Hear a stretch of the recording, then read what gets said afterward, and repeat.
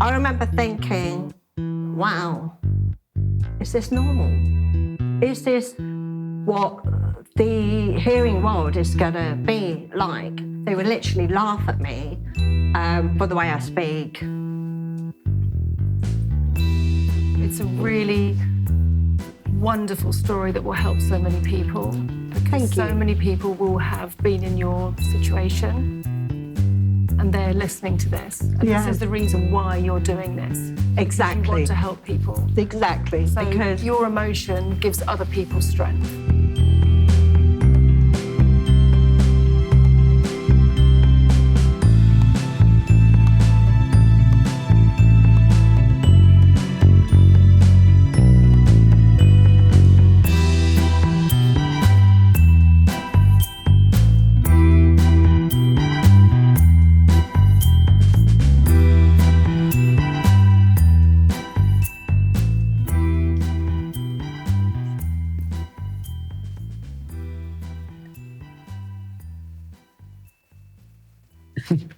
Thank you.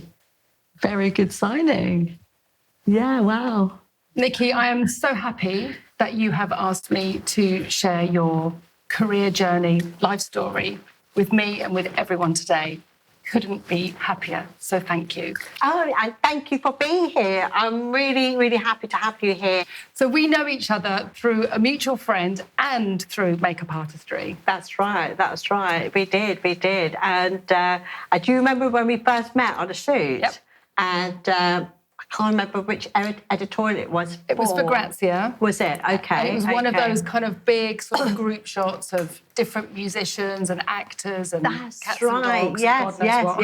yes. I was with the cat. Yeah, I remember that. Yes, I remember. And that was a time where it was quite a while ago, wasn't it? And that was the time when I didn't tell you that I was deaf. I didn't notice. It wasn't a thing that really struck me. And I think what I really want to say before we get into the nitty-gritty of everything, and I think that's very important, is that I don't know you as Nikki Weir, the deaf makeup artist.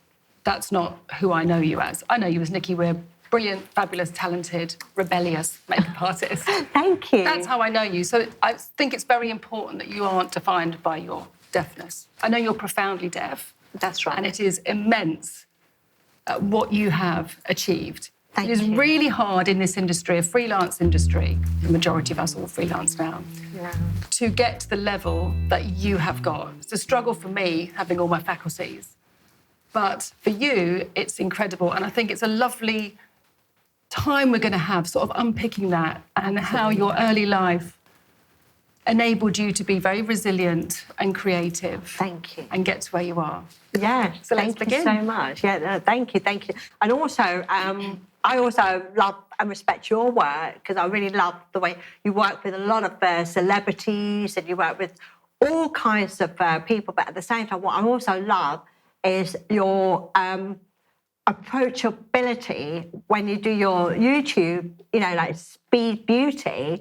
And so I really admire the way you interact with your audience because you are you and, very approachable and, just really a real joy to watch. I think in this industry you have to love people, don't you? Yes. I'm super nosy. I love people and I love meeting different people every day. Yeah, and me we're too. fortunate, aren't we? Because we are able to meet so many different types of people that I would never meet Absolutely. in my normal life. But even though we've both been doing this like 25 years plus, we're still very much competitive makeup artists working at the top of our game. Yes.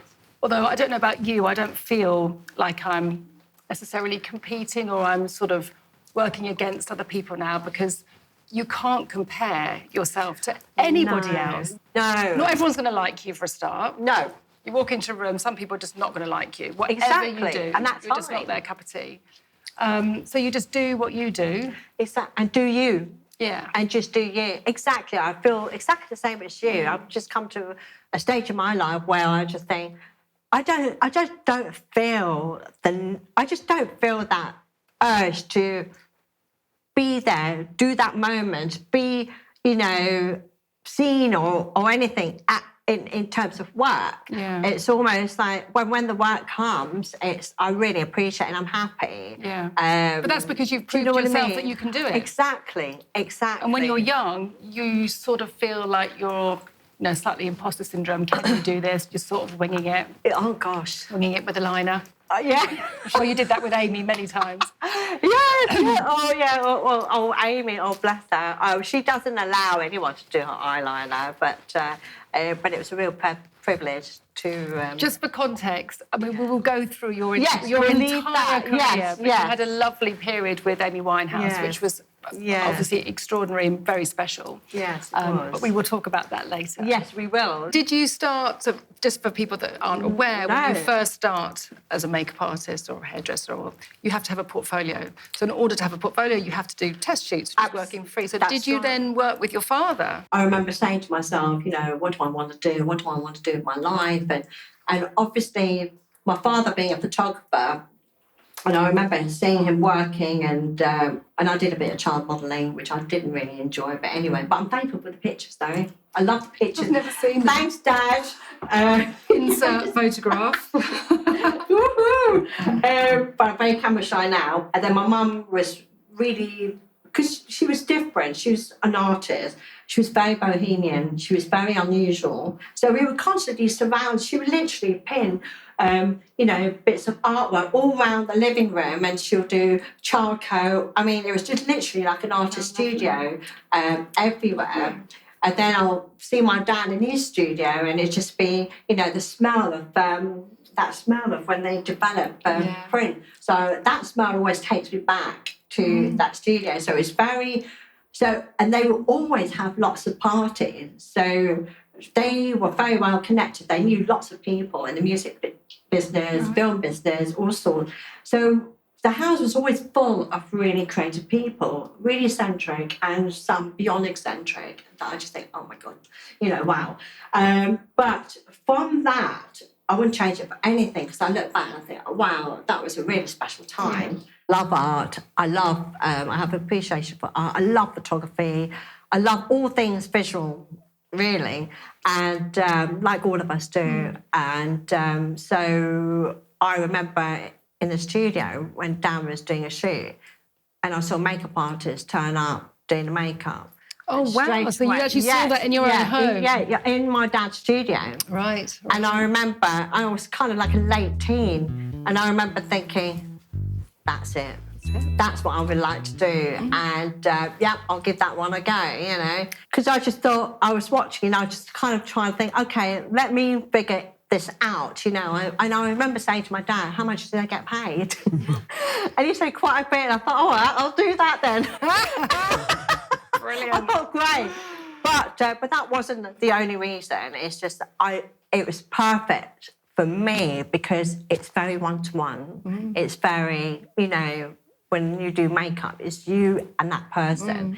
So it was easier in terms of communication for me, because communication is key to everything, isn't it? What age are we now? 18? I think I probably was about 16, but I was kind of figuring it out, and I thought, I'll be a makeup artist, but what do I need to do first? And I thought, rather than just doing it, the easy way. So I then decided when I left school, and I didn't really have many qualifications, because the reason for that is because my mum, being mum, didn't know what to do with me. She was scared that I need to interact with hearing people now while I'm at school, because no one's going to help me when I leave school.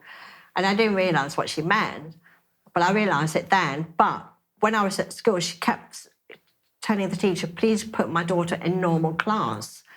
And while it was good, it taught me to meet other people, taught me to meet new friends who were hearing, but I did not understand what the teacher was saying, because even they think that sitting me in the front of the class, I'll be able to hear, and it's like they're not getting it. No. It's not about hearing, it's about seeing. I need to see what's being said. I need to see the expression. I need to understand.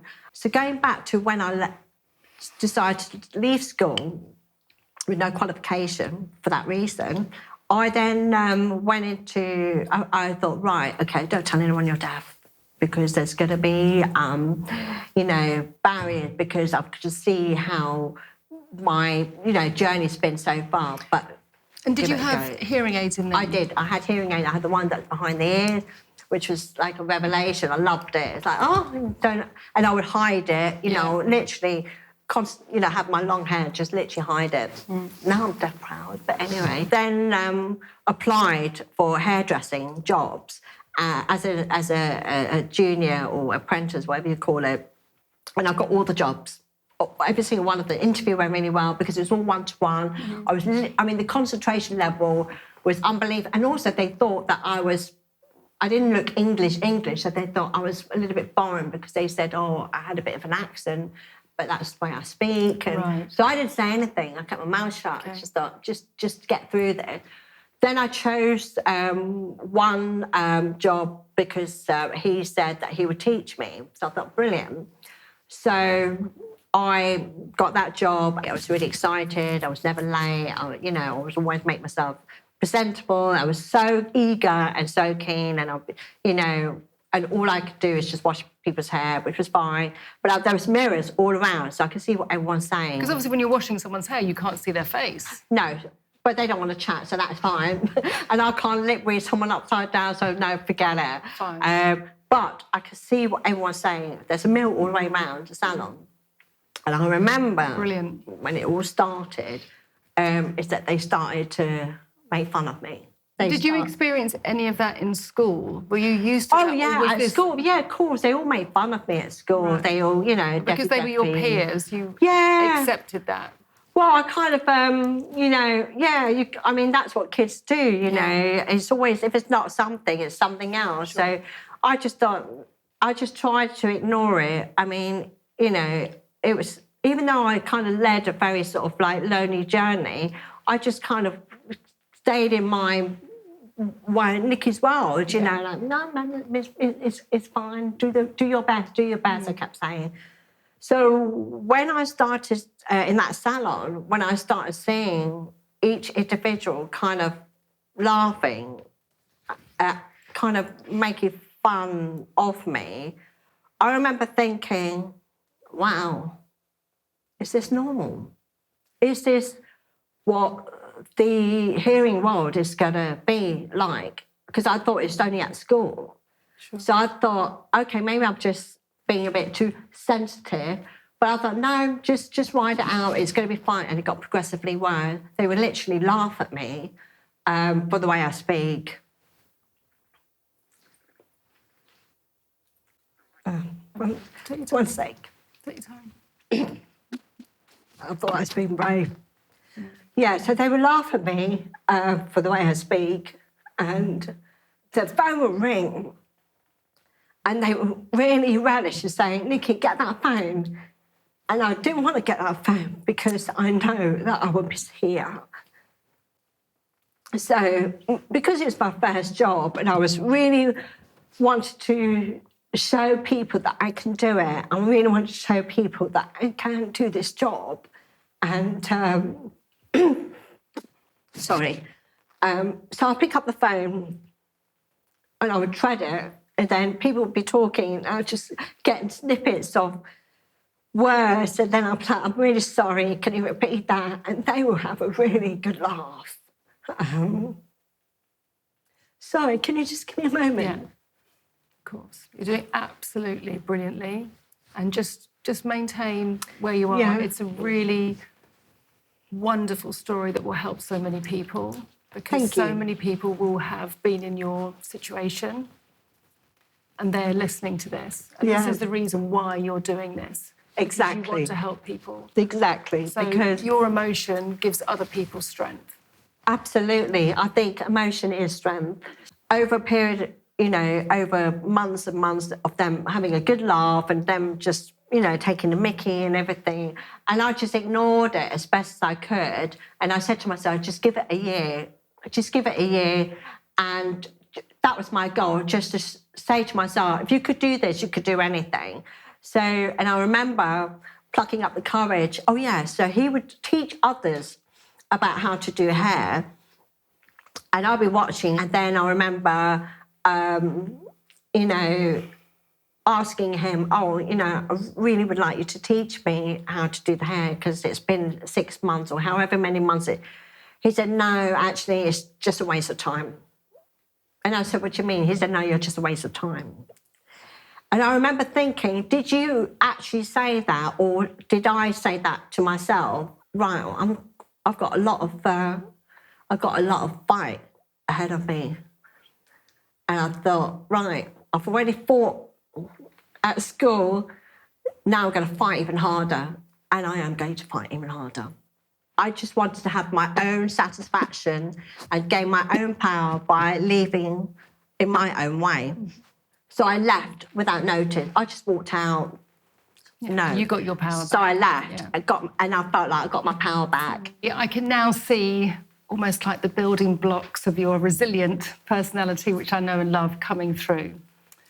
So sadly, your mum passes away, and that obviously breaks your heart and soul. And you take 2 years to grieve for the loss of your mum. After that 2 years, being who you are, you pull your socks up and you decide to do what you wanted to do and continue to carve a career in makeup.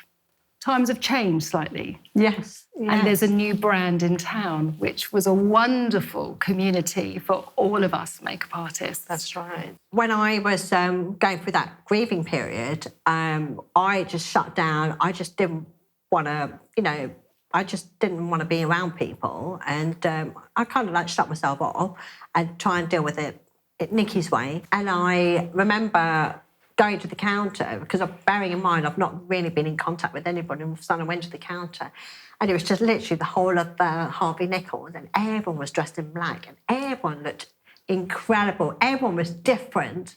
And I thought, that's kind of my world in that creative work, but it was quite scary because it's quite intimidating. I thought, And so not the norm. So not norm, and it's just so different and so unique in so many different ways. And I thought, will I be able to fit in that one? So I went for the interview. Again, I never told them I was deaf. I kept quiet. I remember when I got pulled aside by the managers for them to confirm that I've got the job. And so I thought that was a moment that I need to tell them that I'm deaf. There's two of them standing in front of me, the manager and the assistant manager. And then I said, well, I've got something to tell you. I'm deaf. And they both went bright red. And I could see the look in their eyes like, they just didn't know how to react. But I could see that they didn't know how to react to maybe not offend me or whatever it is. I don't know. I can't say I know what people think, but that's how it appeared to come across, because I see that all the time. And then I say, well, don't worry, I've got this, I understand you, so far I could do it, right? And then they said, yes, you can understand what I'm saying, yes, you can hear me. It was kind of a bit weird, kind of a conversation. But then they calmed down, they said, no, yes, you can do it, of course you can. And I just thought, okay, now I'm going to prove that I could do it. And everybody was so welcoming. It was almost so welcoming to the point that it was overwhelming. I thought, wow, they've really, and I would tell each interview, just let you know I'm deaf, just let you know, you need to look at me and that kind of thing. And then, yeah, it's fine. But I still struggled, the barrier was still there because it's that, because it was very fast paced. Constantly get this little mini confusions that, I want to make sure that I get the understanding of the conversation right, or what's being said right. But I know that that I've accepted that I'm always going to miss out on things. And then fast forward, that's when they started collaborating with doing shows, doing lots of other, various different jobs, getting me... And just to sort of join in with what you're saying there, because obviously it's a freelance world. Yes. It's a very lonely world. Yes. Because you're at home. Yes. Trying to get jobs. Yes. And then Mac gave everyone, not that I worked there myself, but I know from friends that have done, and obviously I went in, there was a beautiful Terry Barber, who was the head makeup artist, Christina, who was the head of PR. These people were so engaging of all the different media types. Yes. So they embraced TV, film, theatre, music, That's makeup right, artists. that's No right. one was put to the side because they weren't fashion, for instance. Right. And that was really lovely. Yes. And they were such a supportive brand to Yes. us as individuals. Yes. And it was incredible that the best of the best, which obviously was you, Oh. they handpicked, well, no, they did. They handpicked the most creative artists to be on Terry's team, on Val's team. Yes. And you were in that. You could have been left in the store, in the stockroom. You weren't. Yes, that's true. That's true. You have to think of it like that. But you very have to true. remember, you have, I and I'm do, sure for I you, do. at that point, it was a daily struggle, and you were literally, antennae up, looking, hearing, trying to understand what people were saying. You didn't realise actually how good you were. Like No. how good you were at communicating, how good you were at the one-to-one or understanding people. Like you say, that obviously you are struggling with not being able to hear what people are saying 100%, but you have all these other wonderful personality traits because of that. That's Thank what's you. made you successful. Oh, thank you so much. That's So really I kind. know that you really flourished in that, and it's so exciting that after that very sad period of losing your mum, that you were then thrown into a family of makeup artists Yes. all together. Yeah. And I'm hoping, and I haven't asked you this actually, did you have a moment to explain to other artists, actually, this is how it is for me, I need you to do X, can you accommodate me? For the hearing people, was there a time when they said to you, what do we do, what can we do to make it easier for you? Not really. See, that's the first biggest really. mistake, and that's for Yeah. me speaking to you over these past months. That is Yeah. what is going to change, and I know that we're going to come on to that No, with you of because course. you are creating a movement of change, which is really, really exciting. Anyway, we're jumping the gun again. Yes. So tell me, you're doing the shows. Yes. Fast forward, I started to get up, joining in big shows. Like We're with- talking Prada, Yeah. Miu Miu. You were doing all the top. shows. You were the top of your game. I remember doing Val's team, Lucia Peroni, all these big, super creative shows. Or sometimes when we do shows, I mean, what was really easy is that we will watch the demo. And because, like I said, I'm very visual, I'm right there and I watch the demo and I can memorise everything the artists have done, and then I will replicate that, and then they will look at it and go, yeah, that's perfect, or they may tweak it a little bit or anything. But I do remember that there have been a couple of other makeup artists who knew I was deaf. So, for example, like Val would shout and say, change, we're changing the lip colour or whatever. And then I remember having all these mirrors, and then the two makeup artists would go, so we're waving at me, going, Nikki, we're changing lip colour, we're going to that colour. And I'm like, oh, right, okay, and I'll do it. But if it wasn't for them, I wouldn't know. And then I'll bring, the model with the wrong colour lips, and then, I'll be in trouble. I kind of found a way to navigate that through all these different weird sort of mountain climbing journeys. But I do remember that there have been a couple of really negative experiences. And I remember she asked me to do something. She said, at that time there wasn't any nail tech because the team wasn't as big. Before it was just makeup and hair, and that was it. Nail tech, everything else came after. And she said, can you do a stripe on the nail or something? And I was like trying to say, well, what do you mean? She said, just do it. And I was, obviously, really stressed. And I thought, okay, I could just do it. And then the models were shouting at me because I couldn't hear what they were trying to say to me. And I was just trying to do the nails. And then I got all flustered. And I remember bringing the model over, the makeup artist, with all of their clients, with the designers and everything. And then I said, okay, well, is this okay? And she just looked at me up and down, and went, oh my gosh, isn't she pathetic? And I thought, is she talking about me or is she talking about the model? Who's she talking about here? And then I remember just going bright red and kind of thinking, oh, here we go. This is a bit too familiar. And all the other makeup artists were there, and all I wanted to do is run out of that room. But I didn't. I just thought, I went, okay, I'll fix that. The makeup artist wanted me to be by her side, but I didn't hear her. And she shouted at me and everything. And I just thought, you know what, I can't take this. And She obviously knew that you were deaf. Well, I think she kind of knew, because I mean, my hearing aid is quite visible. I don't think I said anything, which was, I should have said something, but I didn't, because I wasn't ready at that time to announce to everyone, hey, I'm deaf. I did a really big hair campaign, and I had 4 lovely assistants assisting me. And it was a big team, big production. And I remember the photographer I could see he was getting stressed. And so I thought, okay, I'm doing everything to try and keep everything nice and calm, because that's what I do. And also for myself. And I remember the photographer kind of went to me, and I thought, who do you think you're talking to? You know, I'm not 5. So I kind of, well, yeah, and she's pointed at one of the makeup and say, oh, that makeup is rubbish. And then the photographer came up to me and then went over and then looked to my ear and then looked back at me and said, do you know what? Whatever hearing aid you're working is simply not working, so I suggest you get yourself another one. I thought, oh, ouch. That hurt. That really hurt. And at that point, I was kind of frozen, and I could see my makeup assistant looking at me in shock. And then I looked away and I just kind of said, right, okay, no worries. I can't believe I just said, yeah, no worries. And I said, just give me a moment. I just went to the makeup room, slammed the door, and I didn't want anyone to disturb me, because I knew that if I speak, I will cry.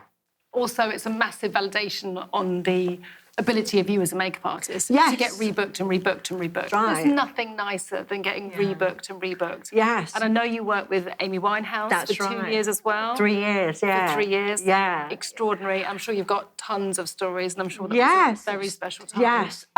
Those stories, tons of stories will always stay with me, and I will never share them. Amy was absolutely wonderful. She was a joy to work with. I remember she would come over, and it's the way she comes over. Oh, my Nikki babe, with the little heels. She was like literally like a little bird. She was just so adorable, so lovely.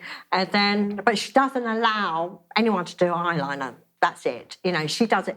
And what she does, she kind of does her eyeliner, and then she's like, just tell me, is it equal? And I'm like, what? Equal? You know, is it equal? And I'm like, yeah, it's equal, you know, whatever. And then, but I do everything else, her lips. And then if she's happy, you know, I like that lips, babes, you know. But she was wonderful, and I had the privilege of watching her live and the privilege of watching her sing. I mean, that was the beauty of what we do, isn't it? When you get this little magical moment. And then that comes with all the other things, and it's just really nice to, when I did bits for Vogue, at WWD Magazine, and a few other editorials, it kind of validated to me that I was good enough. You were good enough. Thank you. You are good enough. Thank you. And it's lovely because you have really sort of ticked every single box. Oh, thank you. You've done Vogue. I think all of us, there is in us, we could just do a Vogue from whichever country. We'll be happy with that. Yeah. No, thank you. Everything has been ticked off. Other Do than you that. think that because you're profoundly deaf as well, do you think that has allowed you to have more of a creative eye than you would do if you could hear? Obviously, you will never know. I don't know how I could compare, because I've always been profoundly deaf. But I think that visually, I've always been visual, because we rely everything visually, and it feels more concentrated. So whether it be assisting amazing makeup artists, or whether it be going to art galleries or anything like that, it's kind of everything seems to be much more, I don't know, the vision becomes a lot more bigger, and then I kind of hone straight in and see all the details in a microscopic way, I suppose. But I think that, visually, I rely on visual, and But yeah, I don't know, is that the same for you or? I don't know, but I just would imagine that, you've really got to depend on your eyes more. I can do. be a little bit lazier. Yes. I can listen to what someone's saying, but you may not get that moment, or you might not be able to see someone's face. Yeah. So you're probably overcompensating, but that makes your detail even more beautiful. Oh, thank you. It's really quite difficult because I never had somebody by my side to be a translator or someone, if I can't hear or if someone's talking, I don't know. I mean, I can hear sound, but I don't know what's being said. It's really, it's a struggle. So, Nikki, in terms of shaping tomorrow, what can the beauty industry do to help support deaf creatives coming through? I think that they just need to be more supportive. They need to have a bit of understanding. They need to be able to also be able to allow us to be encouraged to actually get into the industry and also to be welcomed into the industry. And I suppose that comes through from education as well. That's right. And that's part of your project. That's a whole part of it. It's educational. It's a huge thing. So when people have more understanding, they'll know what to do and know what steps that are needed to be made. And it really isn't that much. It's almost like a simple conversation with you to help them understand so they don't need to be shy of saying the wrong thing or upsetting someone. Absolutely. Not be scared and just, just be open to willing to communicate and just try. And even if they did something basic, a basic BSL, like, hi, how are you? I mean, that will be applauded by the deaf community. So I just think that it's just breaking down those barriers. Yeah. Right, so now you're going to add another string to your bow. Using all your experience, good and bad, you want to now create a community of support to help aspiring makeup artists not to experience the negatives that you have and to empower them and give them encouragement to be able to do and achieve what you've done without all the hell that you kind of went through, but it sort of made you as well, didn't it? I think sometimes we have to go through bad things to make us strong. Absolutely. I am setting up Wonderment Beauty in a few months' time, and it's all about inclusivity, and it's all about I really want to pass the baton on to those that really want to get into the industry, into the, the beauty industry, makeup or fashion, and without the hurdles that I went through.